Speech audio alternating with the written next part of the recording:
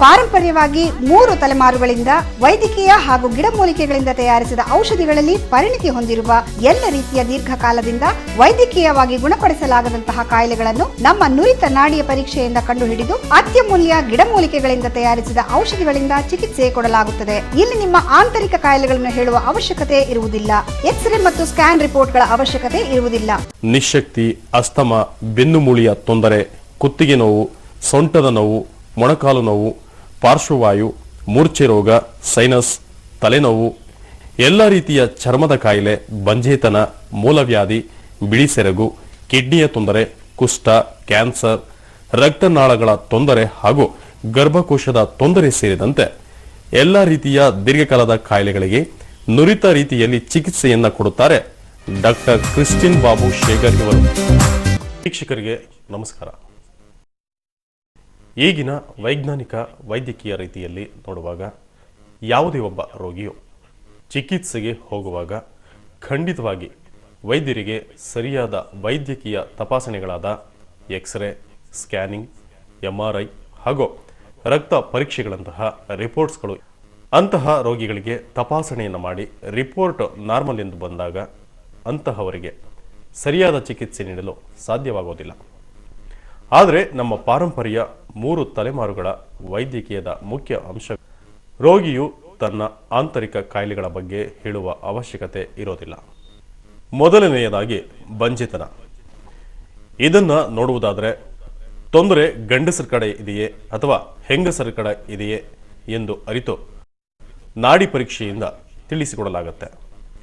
ಅಥವಾ ಯಾವ ಕಾಯಿಲೆಗೆ ಬಂದರೂ ಸರಿಯೇ ನಾಡಿ ಪರೀಕ್ಷೆಯಿಂದ ತಿಳಿದು ಇಂತಹ ತೊಂದರೆ ಇದೆ ಎಂಬುದನ್ನು ತಿಳಿಸಿಕೊಡಲಾಗುತ್ತೆ. ಕೈನಾಡಿ ಎಂದರೆ ಎಲ್ಲರೂ ತಿಳ್ಕೊಳ್ಳೋದು ವಾತ, ಪಿತ್ತ, ಕಫ ಅಂತ. ಇದು ಪಾರಂಪರ್ಯವಾಗಿ ಬಂದಿರೋದು. ಆದರೆ ನಮ್ಮ ನಾಡಿ ಪರೀಕ್ಷೆಯಿಂದ ಎಕ್ಸ್ರೇ ಹಾಗೂ ಸ್ಕ್ಯಾನಿಂಗ್ನಲ್ಲಿ ಇರುವಂತಹ ಅಂಶವನ್ನು ತಿಳಿಸಿಕೊಡಲಾಗುತ್ತೆ. ಮತ್ತು ಸ್ಕ್ಯಾನಿಂಗ್ನಲ್ಲಿ ತಿಳಿಯದ ಸೂಕ್ಷ್ಮ ತೊಂದರೆಗಳನ್ನು ಇಲ್ಲಿ ತಿಳಿಯಲಾಗುತ್ತೆ. ಉದಾಹರಣೆಗೆ ಬೆನ್ನುಹುರಿ ತೊಂದರೆ ಕೆಲವರಿಗೆ ಅಂದರೆ ಕತ್ತು ನೋವು ಮತ್ತು ಸೊಂಟ ನೋವು ಇರುತ್ತೆ. ಆದರೆ ರಿಪೋರ್ಟ್ನಲ್ಲಿ ನಾರ್ಮಲ್ ಆಗಿರುತ್ತೆ. ಆದರೆ ಅದೇ ವ್ಯಕ್ತಿ ಸೊಂಟದ ನೋವು ಮತ್ತು ಕತ್ತು ನೋವಿನಿಂದ ನರಳುತ್ತಿರ್ತಾನೆ.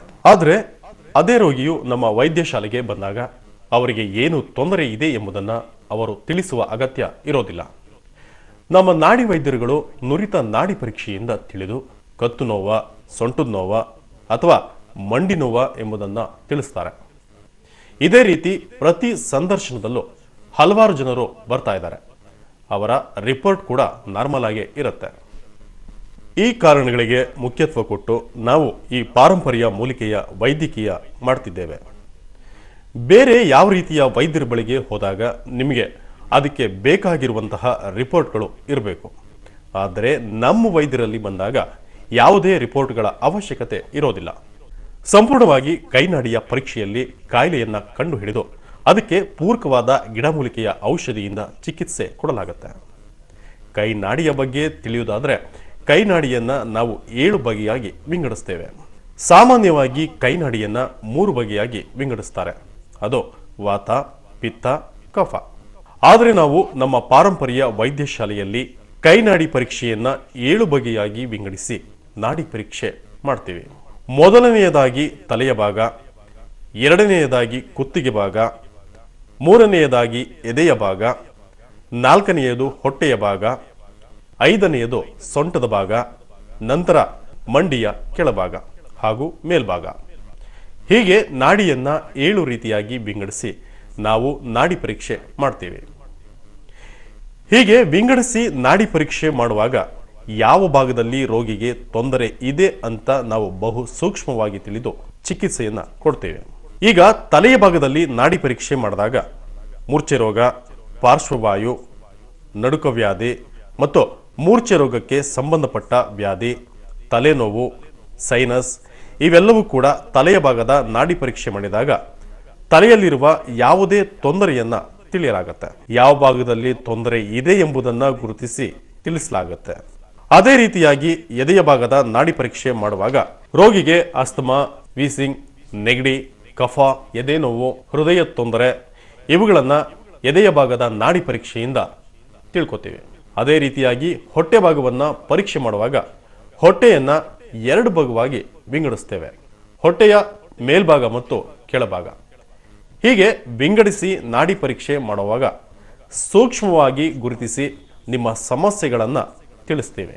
ಈ ರೀತಿಯಾದ ಸೂಕ್ಷ್ಮ ನಾಡಿ ಪರೀಕ್ಷೆಯಿಂದ ಕೆಲವರಿಗೆ ರಿಪೋರ್ಟ್ಗಳು ನಾರ್ಮಲ್ ಬಂದರೂ ಇದೊಂದು ವರಪ್ರಸಾದವೇ ಸರಿ. ಕಾರಣ ಬೇರೆ ಯಾವುದೇ ವೈದ್ಯಕೀಯ ಮಾಡಿದ್ರೂ ಸರಿಯಾದ ರಿಪೋರ್ಟ್ ಬೇಕಾಗುತ್ತೆ. ರಿಪೋರ್ಟ್ಸ್ ನಾರ್ಮಲ್ ಆದಾಗ ಅದಕ್ಕೆ ಅವಶ್ಯಕವಾದ ಚಿಕಿತ್ಸೆ ಕೊಡಲು ಆಗೋದಿಲ್ಲ. ಕಾರಣ ಏನಂದ್ರೆ ಅವರಿಗೆ ಯಾವ ತೊಂದರೆ ಇದೆ ಎಂದು ತಿಳಿಯುವುದಕ್ಕೆ ರಿಪೋರ್ಟ್ ಅವಶ್ಯಕ. ಅದೇ ಸಮಯದಲ್ಲಿ ಆ ರೋಗಿಯು ತೊಂದರೆಯಿಂದ ನರಳುತ್ತಿರ್ತಾನೆ.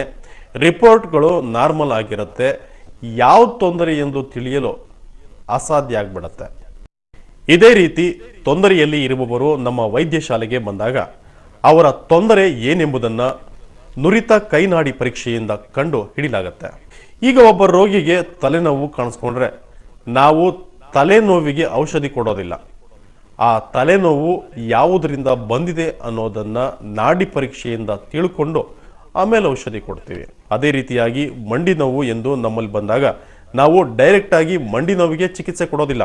ಮಂಡಿ ನೋವು ಯಾವುದರಿಂದ ಬಂತು ಎಂಬುದನ್ನ ನಾಡಿ ಪರೀಕ್ಷೆಯಿಂದ ತಿಳಿದು ಚಿಕಿತ್ಸೆ ಕೊಡ್ತೀವಿ. ಅಂದ್ರೆ ಲ್ಯೂಂಬರ್ ಸ್ಪಾಂಡಿಲೈಟಿಸ್, ಈ ಸೊಂಟದ ನೋವು, ಸೊಂಟದ ಡಿಸ್ಕ್ನಿಂದ ಕಾಲಿಗೆ ಸರಿಯಾಗಿ ರಕ್ತ ಸಂಚಾರವಿಲ್ಲದೆ ಮಂಡಿ ನೋವು ಕಾಣಿಸಿಕೊಂಡಿದೆಯೋ ಅಥವಾ ಆರ್ಥರೈಟಿಸ್ ನಿಂದನೋ ಅಥವಾ ಬೇರೆ ತೊಂದರೆಯೋ ಏನೆಂಬುದನ್ನ ನಾಡಿ ಪರೀಕ್ಷೆಯಿಂದ ಮೂಲ ತಿಳಿದು ಅದಕ್ಕೆ ಚಿಕಿತ್ಸೆ ಕೊಡೋದ್ರಿಂದ ಆ ರೋಗಿಯು ಆ ನೋವಿನಿಂದ ಚೇತರಿಸಿಕೊಳ್ತಾನೆ. ನಮ್ಮ ವೈದ್ಯಶಾಲೆಗೆ ಬರುವ ಯಾವುದೇ ರೋಗಿಯಾದರೂ ಸರಿಯಾಗಿ 5 ರಿಂದ 10 ವರ್ಷ ಬೇರೆ ಕಡೆ ವೈದ್ಯಕೀಯ ಚಿಕಿತ್ಸೆ ಮಾಡಿಸಿದ ನಂತರವೇ ಇಲ್ಲಿಗೆ ಬರ್ತಾರೆ. ನಾರ್ಮಲ್ ರೋಗಿಗಳು ಇಲ್ಲಿಗೆ ಬರೋದು ಕಮ್ಮಿ. ಕಾರಣ ಏನಂದ್ರೆ ಅವರು ಬೇರೆ ಎಲ್ಲ ರೀತಿಯ ವೈದ್ಯಕೀಯ ತಪಾಸಣೆಗಳನ್ನು ಮಾಡಿ ಚಿಕಿತ್ಸೆಯನ್ನ ಮಾಡಿ ಗುಣ ಹೊಂದದೇ ಇರುವಂತಹ ರೋಗಿಗಳು ಮಾತ್ರ ಇಲ್ಲಿಗೆ ಬರ್ತಾರೆ. ಕಾರಣ ಇವರು ನಾಡಿಗೆ ಬಗ್ಗೆ ಹೇಳ್ತಾರಲ್ಲ, ಇದನ್ನು ಒಂದ್ಸಾರಿ ನೋಡಿ ತಿಳಿಯೋಣ ಅಂತ ಬರ್ತಾರೆ. ಅಂತಹವರು ಇಲ್ಲಿಗೆ ಬರುವಾಗ ಖಂಡಿತವಾಗಿಯೂ ನಮ್ಮ ವೈದ್ಯಶಾಲೆಯಲ್ಲಿ ಚಿಕಿತ್ಸೆ ಪಡಿತಾರೆ. ಕಾರಣ ಏನಂದ್ರೆ ಅವರ ಕೈನಾಡಿ ಪರೀಕ್ಷೆ ಮಾಡುವಾಗ ಅವರು ಇಂತಹ ಕಾರಣಕ್ಕೆ ಬಂದಿರೋದು ಎಂಬುದನ್ನು ಬಹು ಸೂಕ್ಷ್ಮವಾಗಿ ಹೇಳಲಾಗುತ್ತೆ ಮತ್ತು ಅವರ ರಿಪೋರ್ಟ್ಗಳು ಅದನ್ನೇ ಕೂಡ ತಿಳಿಸ್ತವೆ ಮತ್ತು ಕೆಲವು ವೈಜ್ಞಾನಿಕವಾಗಿ ತಿಳಿಯಲಾಗದಂತಹ ತೊಂದರೆಗಳನ್ನು ಕೈನಾಡಿಯ ಪರೀಕ್ಷೆಯಿಂದ ತಿಳಿದು ಹೇಳಲಾಗುತ್ತೆ. ರೋಗಿಗಳಿಗೆ ಅದನ್ನ ತಿಳಿಸಿದಾಗ ಆಶ್ಚರ್ಯವಾಗಿ ಅವರು ಒಪ್ಕೊಳ್ತಾರೆ. ಕಾರಣ ಇಂತಹ ಪ್ರಾಬ್ಲಮ್ ಇತ್ತು ಅಂದಾಗ ಹೌದು ಎಂತಾರೆ. ಇದರಿಂದ ಇದು ಬಂದಿರಬಹುದು, ಅದರ ಸಿಂಪ್ಟಮ್ಸ್ ಇದೆ ಎಂದಾಗ ಖಂಡಿತವಾಗಿಯೂ ಒಪ್ಕೊಳ್ತಾರೆ. ಇದೇ ರೀತಿಯಾಗಿ ವೈಜ್ಞಾನಿಕವಾಗಿ ತಿಳಿಯಲಾಗದಂತಹ ಕಾಯಿಲೆಗಳು, ನೋವುಗಳು, ತೊಂದರೆಗಳನ್ನು ನಮ್ಮ ಪಾರಂಪರ್ಯ ಕೈನಾಡಿಯ ಚಿಕಿತ್ಸೆಯಿಂದ ತಿಳಿದು ಗಿಡಮೂಲಿಕೆಯ ಔಷಧಿಯಿಂದ ಚಿಕಿತ್ಸೆ ಕೊಡ್ತೇವೆ. ಆದ ಕಾರಣ ರೋಗಿಗಳು ನಮ್ಮನ್ನ ನಂಬಿ ಬರ್ತಾರೆ. ಮತ್ತೆ ಅವರು ನಂಬಿದ ಬಳಿಕ ಮಾತ್ರ ಚಿಕಿತ್ಸೆ ಕೊಡಲಾಗತ್ತೆ. ನಾವು ಯಾರಿಗೂ ಕೂಡ ಚಿಕಿತ್ಸೆ ತೆಗೆದುಕೊಳ್ಳಿ ಅಂತ ಒತ್ತಾಯ ಮಾಡೋದಿಲ್ಲ. ಮೊದಲನೆಯದಾಗಿ ಬಂದಾಗ ರೋಗಿಯ ಕೈನಾಡಿ ಪರೀಕ್ಷೆ ಮಾಡ್ತೇವೆ, ಅವರ ತೊಂದರೆಗಳನ್ನು ತಿಳಿಸ್ತೇವೆ. ತದನಂತರ ಅದಕ್ಕೆ ಸೂಕ್ತವಾದ ಗಿಡಮೂಲಿಕೆಗಳ ಔಷಧಿಯನ್ನು ತಿಳಿಸ್ತೇವೆ. 1-2 ತಿಂಗಳಲ್ಲಿ ಕಾಯಿಲೆಗಳು ಕಮ್ಮಿ ಆಗ್ತಾ ಬರ್ತವೆ. ಮೊದಲನೆಯ ಸಾರಿ ನಾಡಿ ಪರೀಕ್ಷೆ ಮಾಡುವಾಗ ಎಷ್ಟು ತಿಂಗಳು ಔಷಧಿಯನ್ನು ಸೇವಿಸಬೇಕು ಎಂಬುದನ್ನು ತಿಳಿಸ್ಕೊಡ್ತೇವೆ. ಆ ಕಾಲಾವಧಿಯ ಒಳಗೆ ಗುಣ ಕೂಡ ಅವರ ಆಗ್ಬೋದು. నేను ఇది సెకండ్ మంత్ నేను రాబట్టి ఫస్ట్ మంత్లో వచ్చినప్పుడైతే కొంచెం బాగా నొప్పులు ఎక్కువగా ఉన్నాయి. మెట్లు కూడా ఎక్కేదని కాదు. ఇక్కడికి వచ్చిన తర్వాత ఇప్పుడు కొంచెం మెట్లు ఎక్కగలుగుతున్నాను, దిగగలుగుతున్నాను. ఆ మెడిసిన్. నా పేరు కే పూర్ణిమ. ఇప్పుడు కొంచెం బెటర్ అంటే రూపాయలు పావుల వంతు బెటర్ అండి. నేను ఉప్పల్ నుంచి వస్తున్నాను. నేను నెలకు ఒకసారి పోయిన నెలలో వచ్చాను. మంత్కి సరిపోను ట్రీట్మెంట్ తీసుకెళ్ళాను. మళ్ళీ ఇప్పుడు సెకండ్ మంత్ నేను వచ్చింది. సెకండ్ మంత్ ట్రీట్మెంట్ కోసం వచ్చాను. కానీ నేను వచ్చిన తర్వాత ఇక్కడ నేను బయట ఇంగ్లీష్ మందులు కూడా వాడాను. దాంట్లో నాకు నొప్పులు అంతా తగ్గలేదు. ఇక్కడికి వచ్చినాక 25% ರಿಸಲ್ಟ್ వచ్చింది. ಈಗ ಮತ್ತೊಂದು ಕಾಯಿಲೆ ಅಸ್ತಮ. ಈಗಿನ ಎಲ್ಲ ನಗರಗಳಲ್ಲಿ ನೋಡುವುದಾದರೆ ದಿನೇ ದಿನಕ್ಕೆ ಅಸ್ತಮದಿಂದ ನರಳುವವರ ಸಂಖ್ಯೆ ಅಧಿಕವಾಗ್ತಿದೆ. ಇದಕ್ಕೆ ಕಾರಣವೇನೆಂದರೆ ವಾಯುಮಾಲಿನ್ಯ. ಒಂದು ಸಂತೋಷಕರವಾದ ಹಾಗೂ ಆರೋಗ್ಯಕರವಾದ ಜೀವನ ನಗರಗಳ ಹಾಗೂ ಪಟ್ಟಣಗಳಲ್ಲಿ ಮನುಷ್ಯ ಬಾಳಲು ಕಷ್ಟವಾಗಬಹುದು. ಕಾರಣ ಏನೆಂದ್ರೆ ವಾಹನಗಳ ಮಾಲಿನ್ಯ, ಫ್ಯಾಕ್ಟರಿಗಳ ವೇಸ್ಟ್ನಿಂದ ಉಂಟಾಗುವ ಮಾಲಿನ್ಯ ಮುಂತಾದ ಅನೇಕ ವಾಯು ಮಾಲಿನ್ಯಗಳಿಂದ ನಗರ ಪ್ರದೇಶ ತುಂಬಿರುತ್ತೆ. ಒಟ್ಟಾರೆ ಹೇಳುವುದಾದರೆ ಹಳ್ಳಿಗಳಿಗಿಂತ ನಗರ ಪ್ರದೇಶಗಳಲ್ಲಿ ವಾಯು ಮಾಲಿನ್ಯ ಅಧಿಕವಾಗಿರುತ್ತೆ. ಈ ವಾಯು ಮಾಲಿನ್ಯಗಳಲ್ಲಿ ಇರುವಂತಹ ಧೂಳಿನ ಕಣಗಳು ನಮ್ಮ ಮೂಗಿನ ಮುಖಾಂತರ ನಮ್ಮ ಶ್ವಾಸಕೋಶಗಳನ್ನ ಸೇರಿ ತುಂಬಿಕೊಳ್ತವೆ. ಯಾವಾಗ ಈ ಧೂಳು ಶ್ವಾಸಕೋಶಗಳಲ್ಲಿ ತುಂಬಿಕೊಳ್ತದೋ ಆ ಸಮಯದಿಂದ ಉಸಿರಾಟದ ತೊಂದರೆ ಉಂಟಾಗುತ್ತೆ. ಕ್ರಮೇಣ ಇದು ಅಸ್ತಮ ಆಗಿ ಪ್ರಾರಂಭ ಆಗುತ್ತೆ. ಈ ಅಸ್ತಮ ಕಾಯಿಲೆಗಳಲ್ಲಿ ಹಲವು ಬಗೆಗಳಿವೆ. ಡಸ್ಟ್ ಅಲರ್ಜಿಯ ರೀತಿಯ ಅಸ್ತಮದಿಂದ ನಗರ ಪ್ರದೇಶಗಳಲ್ಲಿ ಜನ ಹೆಚ್ಚಾಗಿ ಬಾಧಿಸಲ್ಪಡ್ತಾರೆ. ಬೆಳಿಗ್ಗೆ ಎದ್ದ ಕೂಡಲೇ ಸೀನ್ತಾರೆ ಹಾಗೂ ಮೂಗಿನಿಂದ ನೀರು ಬರುತ್ತೆ. ಇವರು ತಣ್ಣೀರನ್ನ ಕುಡಿಯಲು ಆಗೋದಿಲ್ಲ. ಐಸ್ ಕ್ರೀಮ್ ಹಾಗೂ ಹಣ್ಣಿನ ರಸವನ್ನ ಸೇವಿಸಲಿಕ್ಕೆ ಕೂಡ ಆಗೋದಿಲ್ಲ. ಸೇವಿಸಿದ ಕೂಡಲೇ ಉಸಿರಾಟದ ತೊಂದರೆ ಉಂಟಾಗುತ್ತೆ. ಎರಡನೆಯದಾಗಿ ಕೋಳಿ ಮಾಂಸ ಹಾಗೂ ಮೊಟ್ಟೆಯನ್ನ ಸೇವಿಸಿದ್ರೆ ಅಸ್ತಮ ಕಾಯಿಲೆಯ ತೀವ್ರತೆ ಹೆಚ್ಚಾಗುತ್ತೆ. ಅಸ್ತಮ ಹಾಗೂ ವೀಸಿಂಗ್ನಂತಹ ಕಾಯಿಲೆ ಇರುವಂತಹ ವ್ಯಕ್ತಿ ಅದು ಯಾವ ಬಗೆಯಾದ ಅಸ್ತಮವಾದರೂ ಸರಿಯೇ, ಅದು ಎಷ್ಟು ವರ್ಷಗಳಿಂದ ಇದ್ರೂ ಸರಿಯೇ ಹಾಗೂ ಹುಟ್ಟಿದಾನಿಂದ ಇದ್ದರೂ ಸರಿಯೇ, ನಮ್ಮ ವೈದ್ಯಶಾಲೆಗೆ ಬಂದಾಗ ಮೊದಲನೆಯ ತಿಂಗಳಿನಲ್ಲೇ ಅಂದರೆ ಸರಿಯಾಗಿ 15 ದಿವಸದ ಒಳಗೆ ಅವರ ತೊಂದರೆ ರಿಲೀಫ್ ಆಗತ್ತೆ. ಆದರೆ ಈ ಔಷಧಿಯನ್ನ 3 ರಿಂದ 6 ತಿಂಗಳು ತೆಗೆದುಕೊಳ್ಬೇಕಾಗತ್ತೆ. ಈ ಔಷಧಿಯ ಗುಣವು 15 ದಿವಸದೊಳಗೆ ತಿಳಿಯುತ್ತೆ. ಒಂದು ವೇಳೆ ನೀವು ಇನಾಕ್ಸ್ ಉಪಯೋಗಿಸುವವರಾಗಿದ್ದರೆ ಅದನ್ನ ಈ 1 ತಿಂಗಳೊಳಗೆ ನಿಲ್ಲಿಸಬಹುದು. ಅಂತಹ ಅದ್ಭುತ ಗಿಡಮೂಲಿಕೆಗಳ ಔಷಧಿ ನಮ್ಮಲ್ಲಿದೆ. ಈ ರೀತಿಯಾಗಿ ಅನೇಕ ವರ್ಷಗಳಿಂದ ಕಷ್ಟಪಡುವ ರೋಗಿಗಳು ನಮ್ಮಲ್ಲಿ ಬಂದ್ರೆ ಕೈನಾಡಿ ಪರೀಕ್ಷೆಯಿಂದ ಅಸ್ತಮ ರೋಗ ಯಾವ ಹಂತದಲ್ಲಿದೆ, ಇಷ್ಟು ವರ್ಷಗಳಾದರೂ ಯಾಕೆ ಗುಣವಾಗಲಿಲ್ಲ ಎಂಬುದನ್ನು ತಿಳಿಸಲಾಗುತ್ತೆ. ಇನ್ನು ಕೆಲವರಿಗೆ ಅಸ್ತಮ ಕಾಯಿಲೆಯೊಂದಿಗೆ ರೋಗ ನಿರೋಧಕ ಶಕ್ತಿಯು ಕಡಿಮೆಯಾಗಿರುತ್ತೆ.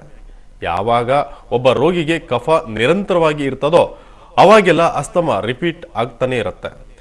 ಇಂಥ ರೋಗಿಗಳಿಗೆ ನಾವು ರೋಗ ನಿರೋಧಕ ಶಕ್ತಿಯುಳ್ಳ ಗಿಡಮೂಲಿಕೆಗಳ ಔಷಧಿಯನ್ನು ಸಹ ಅಸ್ತಮ ಔಷಧಿ ಜೊತೆಗೆ ಸೇರಿಸಿ ಕೊಡುವಾಗ ಅಸ್ತಮ ರೋಗವು ತಿರುಗಿ ಬರೋದಿಲ್ಲ.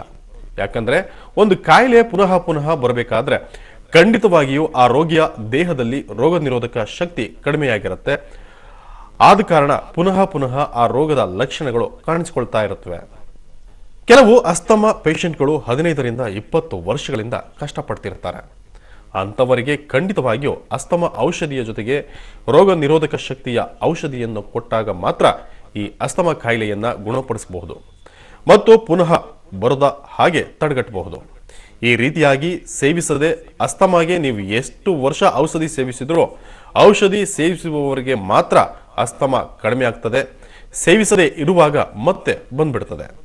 ಆದರೆ ನಮ್ಮ ವೈದ್ಯಶಾಲೆಗೆ ಬರುವಂತಹ ರೋಗಿಗಳಿಗೆ ಔಷಧಿ ತೆಗೆದುಕೊಂಡ ನಂತರ ಪುನಃ ತಿರುಗಿ ಕಾಣಿಸಿಕೊಳ್ಳುವ ಸಾಧ್ಯತೆ ಕಡಿಮೆಯಾಗಿರುತ್ತೆ. ಕಾರಣ ಏನಂದ್ರೆ ಅಸ್ತಮಾಗೆ ಕೊಡುವ ಔಷಧಿಯಿಂದ 1 ತಿಂಗಳೊಳಗೆ ನಿಯಂತ್ರಣಕ್ಕೆ ಬಂದ್ಬಿಡುತ್ತೆ. 2ನೇ ತಿಂಗಳಿನಿಂದ ಔಷಧಿ ಕೊಡುವಾಗ ರೋಗ ನಿರೋಧಕ ಶಕ್ತಿಯುಳ್ಳ ಔಷಧಿಯನ್ನ ಸೇರಿಸಿಕೊಡ್ತೀವಿ. ಈ ಔಷಧಿಯನ್ನ ಸೇವಿಸಿದಾಗ ದೇಹದಲ್ಲಿರುವ ಕಫದ ಅಂಶವು ಕ್ರಮೇಣ ಕಡಿಮೆಯಾಗುತ್ತಾ ಬರುತ್ತೆ. ಯಾವಾಗ ಶೀತ ಮತ್ತು ಕಫ ದೇಹದಲ್ಲಿ ಕಮ್ಮಿ ಆಗ್ತದೋ ಕ್ರಮೇಣವಾಗಿ ಈ ಉಸಿರಾಟದ ತೊಂದರೆ ಹಾಗೂ ಅಸ್ತಮ ಕಾಯಿಲೆಯ ತೊಂದರೆ ನಿವಾರಣೆಯಾಗುತ್ತಾ ಬರುತ್ತೆ. ಇದೇ ರೀತಿಯಾಗಿ ಸೈನಸ್ ಅಲರ್ಜಿ ಹಾಗೂ ಡಸ್ಟ್ ಅಲರ್ಜಿ, ಮುಂಜಾನೆಯಲ್ಲಿ ಸೀನುವುದು, ಮೂಗಿನಲ್ಲಿ ನೀರು ಸೋರ್ತಾ ಇರುವುದು, ಹೀಗೆ ಮೂಗಿನಲ್ಲಿ ನೀರು ಸೋರಿ ಸ್ವಲ್ಪ ದಿವಸಗಳು ಕಳೆದ ನಂತರ ಮೂಗಿನಲ್ಲಿ ದುರ್ಮಾಂಸ ಬೆಳೆದು ಉಸಿರಾಟಕ್ಕೆ ತೊಂದರೆಯಾಗಿ ಆಪರೇಷನ್ ಮಾಡುವ ಪ್ರಸಂಗವು ಬಂದ್ಬಿಡುತ್ತೆ. ಮತ್ತೆ ಕೆಲವರಿಗೆ ಮಳೆಯಲ್ಲಿ ತಲೆಯ ಮೇಲೆ 2 ಹನಿ ಬಿದ್ದರೆ ಸಾಕು ನೆಗಡಿ ಪ್ರಾರಂಭ ಆಗ್ಬಿಡುತ್ತೆ. ಇಂಥವರಿಗೂ ಸಹ ಸೈನಸ್ಗೆ ಸಂಬಂಧಪಟ್ಟಂತಹ ಮೂಲಿಕೆಯ ಔಷಧಿಗಳು, ಚೂರ್ಣಗಳು ಹಾಗೂ ಮೂಲಿಕೆಯ ತೈಲಗಳನ್ನು ಕೊಟ್ಟು ಅದರ ಜೊತೆಗೆ ರೋಗ ನಿರೋಧಕ ಶಕ್ತಿಯುಳ್ಳ ಗಿಡಮೂಲಿಕೆಯ ಔಷಧಿಯನ್ನು ಕೊಟ್ಟು ಪುನಃ ನೆಗಡಿ ಕಫ ಬರದಂತೆ ನಾವು ಔಷಧಿಯನ್ನು ಕೊಡ್ತೇವೆ. ಇದಕ್ಕೆ ಸಂಬಂಧಪಟ್ಟ ತಲೆನೋವು, ತಲೆ ಸುತ್ತು, ಈ ಎಲ್ಲ ವ್ಯಾಧಿಗಳು ಈ ಔಷಧಿಯಿಂದ ಸಂಪೂರ್ಣವಾಗಿ ಕಡಿಮೆ ಆಗ್ಬಿಡುತ್ತೆ. ಎರಡನೇದಾಗಿ ನೋಡಿದ್ರೆ ಕೆಲವರಿಗೆ ಸೈನಸ್ ಮಾತ್ರ ಇರುತ್ತೆ, ಮತ್ತೆ ಕೆಲವರಿಗೆ ಅಸ್ತಮ ಇರುತ್ತೆ, ಇನ್ನೂ ಕೆಲವರಿಗೆ ಅಸ್ತಮ ಹಾಗೂ ಸೈನಸ್ ಎರಡೂ ಕೂಡ ಇರುತ್ತೆ. ಆದರೆ ಯಾವುದೇ ತೊಂದರೆ ಇದ್ರೂ ಸರಿ ಕೈ ನಾಡಿಯ ಪರೀಕ್ಷೆಯಿಂದ ಬಹು ಸೂಕ್ಷ್ಮವಾಗಿ ಕಂಡುಹಿಡಿದು ಗಿಡಮೂಲಿಕೆಯ ಔಷಧಿಗಳಿಂದ ನಾವು ಚಿಕಿತ್ಸೆ ಕೊಡ್ತೇವೆ.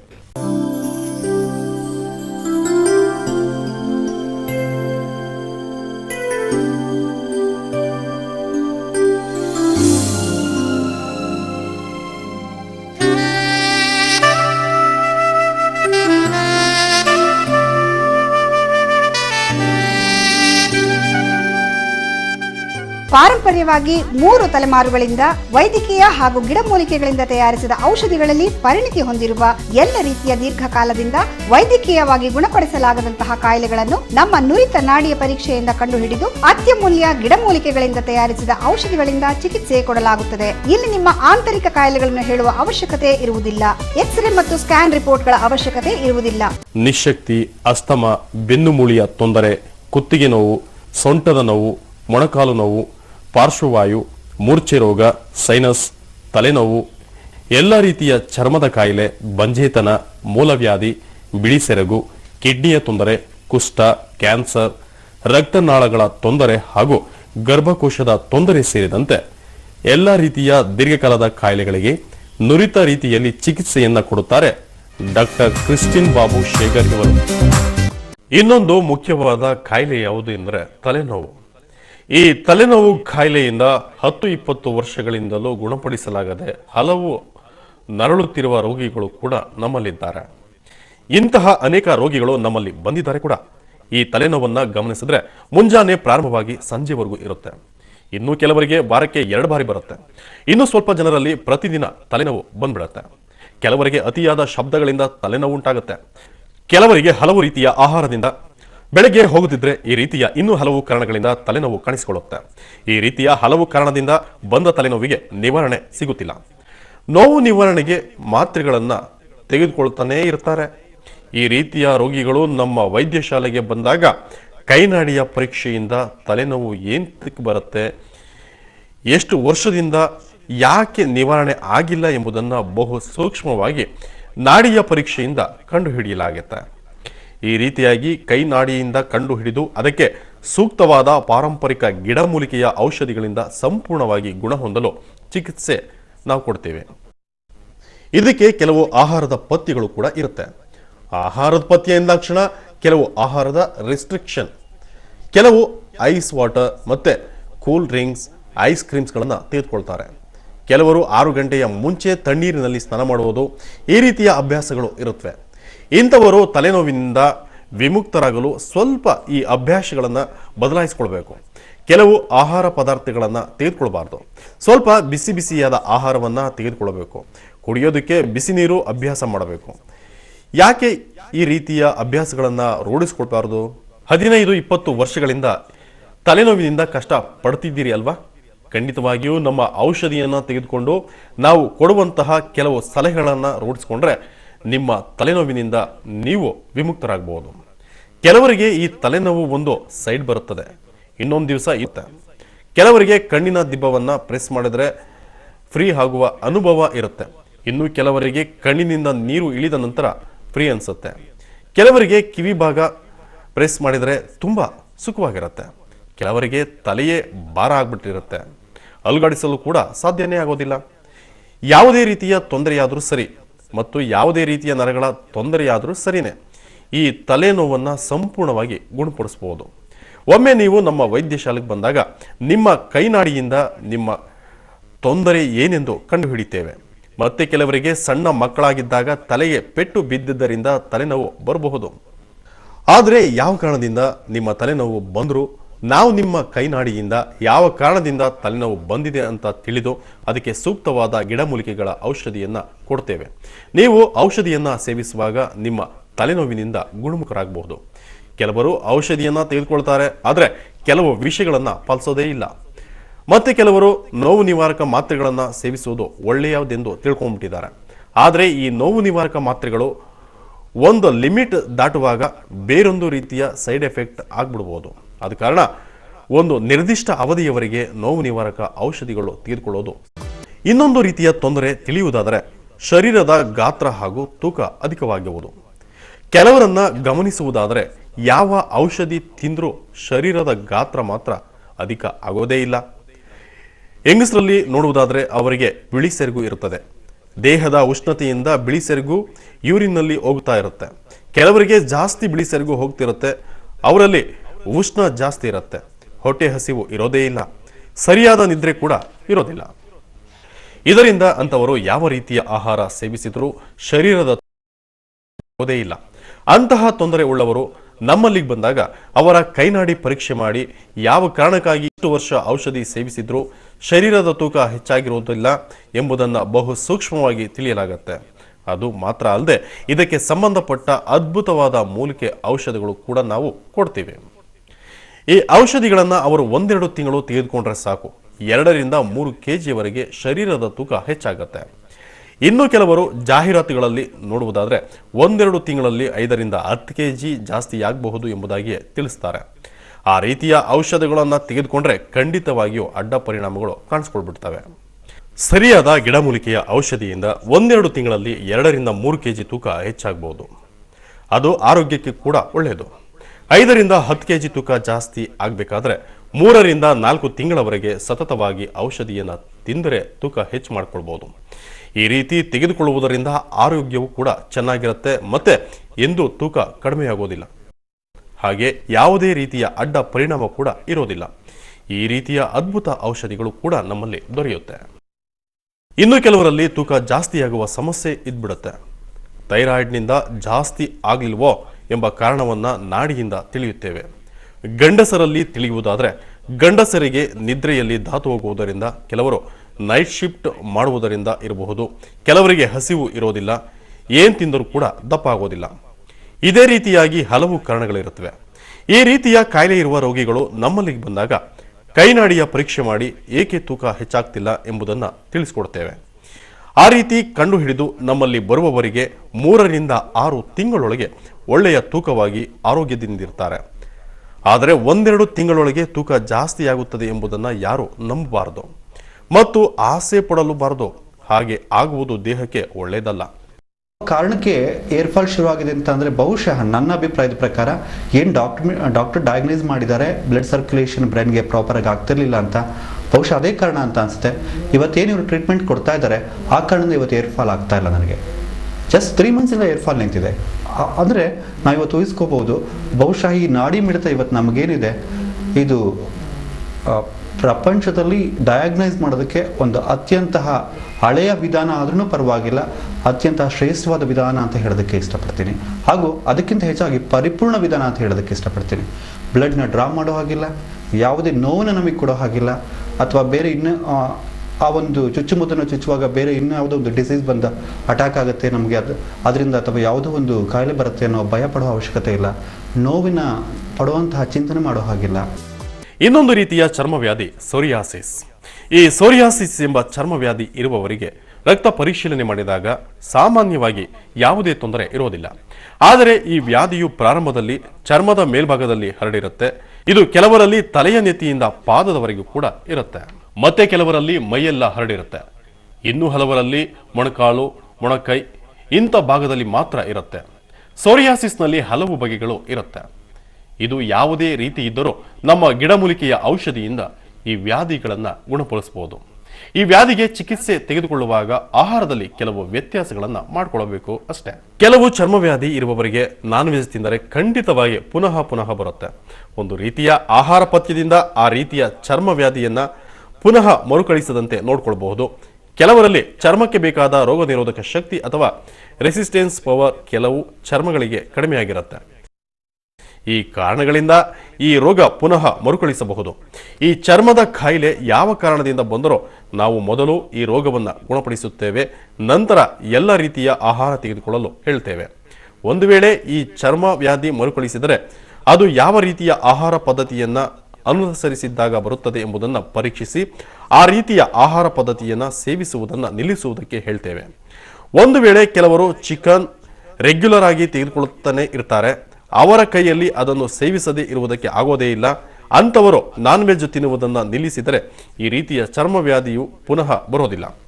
ಕೆಲವರಲ್ಲಿ ಚರ್ಮವ್ಯಾಧಿಯು ಹಲವು ರೀತಿಯ ಬಟ್ಟೆಗಳಿಂದ ಕೂಡ ಬರುತ್ತೆ. ಕಾಟನ್ ಬಟ್ಟೆ ಧರಿಸುವುದು ಒಳ್ಳೆಯದು. ಕೆಲವರಿಗೆ ಚರ್ಮದಲ್ಲಿ ಕಪ್ಪು ಚುಕ್ಕಿಗಳು ಉಂಟಾಗುತ್ತೆ. ಇಂಥವರಿಗೆ ರೋಗ ನಿರೋಧಕ ಶಕ್ತಿ ಕಡಿಮೆಯಾಗಿರುತ್ತೆ. ಇಂಥವರು ಈ ಕಪ್ಪು ಕಲೆಗಳನ್ನು ಅನೇಕ ರೀತಿಯ ಆಯಿಂಟ್ಮೆಂಟ್ಗಳನ್ನು ಬಳಸಿ ನೋಡ್ತಾರೆ. ಕೆಲವರಿಗೆ ಮುಖದಲ್ಲೂ ಈ ರೀತಿಯ ಕಲೆಗಳು ಕಾಣಿಸಿಕೊಳ್ತವೆ.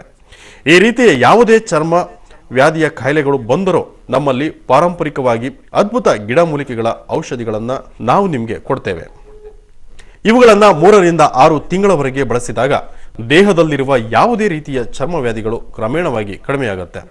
ಕಾರಣ ಏನಂದ್ರೆ ದೇಹದಲ್ಲಿರುವ ರಕ್ತವನ್ನ ಆ ಔಷಧಿ ಶುದ್ಧೀಕರಿಸುತ್ತೆ. ಆದ ಕಾರಣ ಒಮ್ಮೆ ನಮ್ಮ ವೈದ್ಯಶಾಲೆಗೆ ಭೇಟಿ ಕೊಡಿ. ನಿಮ್ಮ ಕೈನಡಿಯ ಪರೀಕ್ಷೆ ಮಾಡಿದಾಗ ಬೇರೆ ಯಾವ ರೀತಿಯ ತೊಂದರೆ ಇದೆ ಎಂಬುದನ್ನು ನೋಡ್ತೇವೆ. ಕೆಲವರಿಗೆ ಮೋಷನ್ ತೊಂದರೆ ಇರುತ್ತೆ, ದೇಹದ ಕಶ್ಮಲಗಳು ಸರಿಯಾದ ರೀತಿಯಲ್ಲಿ ಹೊರಗೆ ಹೋಗದೆ ಇರುತ್ತವೆ.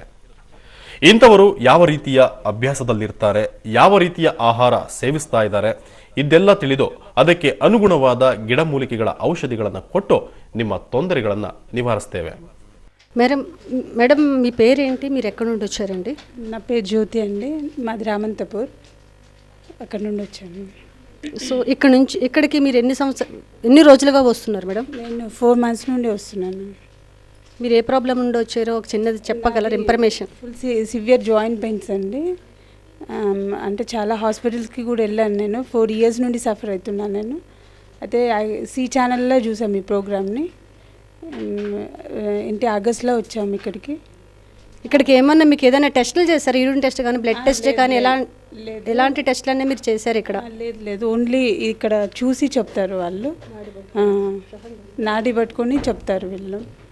Okay okay. మీకు డాక్టర్స్ కానీ ఇక్కడ వీళ్ళు కానీ ఎలా సహకరిస్తున్నారో చెప్తారా? వీళ్ళు ఫ్రెండ్లీగా ఉంటారు మేడం, ప్రాబ్లం ఏం లేదు. డాక్టర్ కూడా మంచిగా చూస్తారు. ఓకే. మీరు పబ్లిక్కి ఇచ్చే సజెషన్ ఏంటో చెప్పగలరా? ఇంత సివియర్గా పెయిన్స్ అంటే చాలామందికి తెలియదు. కొన్ని ఛానల్స్ ఇంకా ఎక్కువ అది చేయాలి వీళ్ళు. దాంతో వాళ్ళకి అందరికీ తెలిసిపోతుంది. ఈ పెయిన్స్ మాత్రం కంపల్సరీ ఇక్కడికి వచ్చినాక 3 months తర్వాత తెలుస్తుంటాయి మేడం, మనకు తగ్గేది తెలుస్తుంటుంది. ఓకే మేడం, ఇంతకు ముందు మీరు ఏమైనా హాస్పిటల్కి వెళ్ళి ఎలాంటి ట్రీట్మెంట్లు చేయించుకున్నారో మాకు ఏమైనా ఇన్ఫర్మేషన్ ఇస్తారా? చాలా హాస్పిటల్స్కి పోయాం మేడం. వాళ్ళు పెయిన్ కిల్లర్స్ ఇవ్వడము, హెయిర్ లాస్ కావడము, చాలా ప్రాబ్లమ్స్ ఫేస్ చేశాను నేను. కానీ ఎక్కడ మాత్రం తగ్గలేదు నాకు. మీకు ఇక్కడ ఈ ట్రీట్మెంట్ తీసుకున్న తర్వాత మీకు ఏమన్నా సైడ్ ఎఫెక్ట్స్ అలాంటివి ఏమన్నా కనిపిస్తున్నాయా? లేదు, ఏం సైడ్ ఎఫెక్ట్స్ అయితే ఏమీ లేదు అసలు. ఇక్కడ ఎంత పర్సెంటేజ్ అనేది మీకు తగ్గినట్టు అనిపిస్తుంది మేడం? 80% వరకు తగ్గింది మేడం నాకు వితిన్ 4 monthsలో. ಪಾರಂಪರ್ಯವಾಗಿ 3 ತಲೆಮಾರುಗಳಿಂದ ವೈದ್ಯಕೀಯ ಹಾಗೂ ಗಿಡಮೂಲಿಕೆಗಳಿಂದ ತಯಾರಿಸಿದ ಔಷಧಿಗಳಲ್ಲಿ ಪರಿಣಿತಿ ಹೊಂದಿರುವ ಎಲ್ಲ ರೀತಿಯ ದೀರ್ಘಕಾಲದಿಂದ ವೈದ್ಯಕೀಯವಾಗಿ ಗುಣಪಡಿಸಲಾಗದಂತಹ ಕಾಯಿಲೆಗಳನ್ನು ನಮ್ಮ ನುರಿತ ನಾಡಿಯ ಪರೀಕ್ಷೆಯಿಂದ ಕಂಡುಹಿಡಿದು ಅತ್ಯಮೂಲ್ಯ ಗಿಡಮೂಲಿಕೆಗಳಿಂದ ತಯಾರಿಸಿದ ಔಷಧಿಗಳಿಂದ ಚಿಕಿತ್ಸೆ ಕೊಡಲಾಗುತ್ತದೆ. ಇಲ್ಲಿ ನಿಮ್ಮ ಆಂತರಿಕ ಕಾಯಿಲೆಗಳನ್ನು ಹೇಳುವ ಅವಶ್ಯಕತೆ ಇರುವುದಿಲ್ಲ. ಎಕ್ಸ್ರೇ ಮತ್ತು ಸ್ಕ್ಯಾನ್ ರಿಪೋರ್ಟ್ಗಳ ಅವಶ್ಯಕತೆ ಇರುವುದಿಲ್ಲ.